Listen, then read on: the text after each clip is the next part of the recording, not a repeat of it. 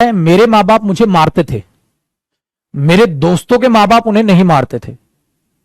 आज मेरे दोस्त जितने भी बचपन में कभी स्कूल में हुआ करते थे साथ, वो सब छोटी मोटी नौकरी पे लगे।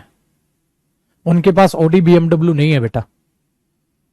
आज मैं शुक्रिया अदा करता हूं अपने माँ बाप का कि उन्होंने मेरी पिटाई की। और उस टाइम पे मुझे मेरे माँ बाप दुश्मन दिखाई दिया करते थे जब वो मुझे मारते थे। मैं देखता था उनके माँ बाप तो नहीं मारते, आप मार मार के पढ़ाते हो, प्यार से पढ़ाओ ना। और मेरे पापा कहा करते थे, बेटा मैंने तेरे को प्यार से ही पढ़ाया था। जब मैं प्यार से पढ़ाने के बाद जब तेरा टेस्ट ले रहा हूं तो तेरे टेस्ट में अच्छे नंबर नहीं आ रहे हैं, कुटाई तेरी उस पे है। और यही फर्क है बेटा बाहर के देश में और इंडिया में। भारत देश में और बाहर के देशों में यही फर्क है। बाहर के देश मारते पीटते नहीं है, तो बाहर के देश देखो ना माँ बाप की रेस्पेक्ट, ना टीचर की रेस्पेक्ट, ना अच्छे लोगों की रेस्पेक्ट, ना ज्ञानी लोगों की रेस्पेक्ट। बाहर के लोगों को किसी की रेस्पेक्ट ही नहीं आती, क्योंकि इंसान कहीं ना कहीं जानवर है बेटा। जब आप पैदा होते हो अगर माँ बाप आपको ना संभाले तो तुम मिट्टी भी खाते थे।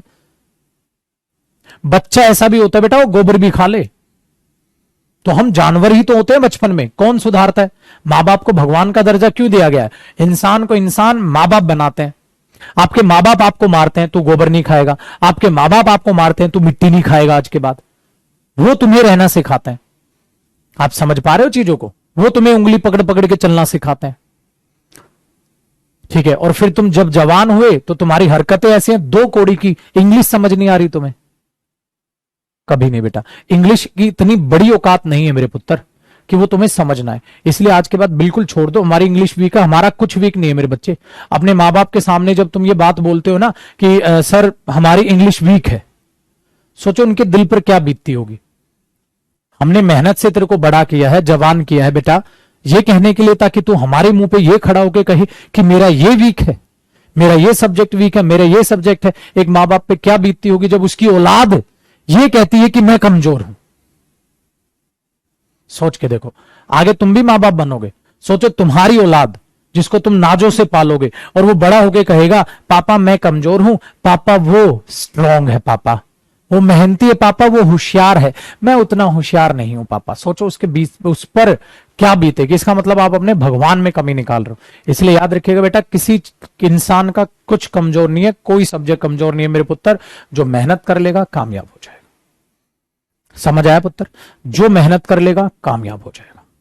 मेहनती बनो, बहाने छोड़ो। माना चलो तुम्हारा एक कोई सब्जेक्ट कमजोर मान रहे हो, तुम ऐसा मान रहे हो, हाँ तो बेटा मेहनत करना, अच्छा बना। अपनी कमी को किसी को मत बताओ, मेरा ये वीक है, मेरा ये वीक है, मत बताओ बेटा।